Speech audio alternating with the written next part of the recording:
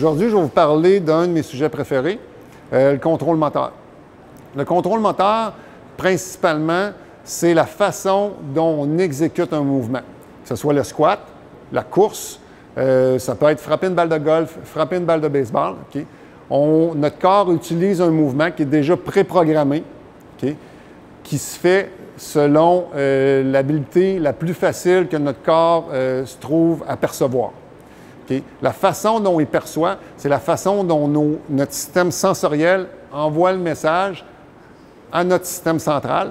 Puis là, à ce moment-là, il crée un genre de map de mouvement pour créer le programme moteur le plus efficace suite à cette information sensorielle-là qu'on a. Okay? L'information sensorielle, principalement, on parle des pieds, on parle de la peau, on parle de toutes les articulations, on parle des muscles, on parle des yeux, on parle aussi des petits canaux qu'on a dans les oreilles qui sont comme des genres de sabliers puis qui permettent de calculer la vitesse angulaire de la tête.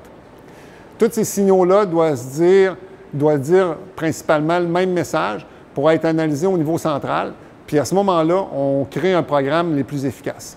Le problème, c'est qu'il y a souvent un genre de mismatch entre ces signaux-là qui nous altère l'efficacité d'un mouvement primaire, que ce soit le squat, la course ou ces choses-là.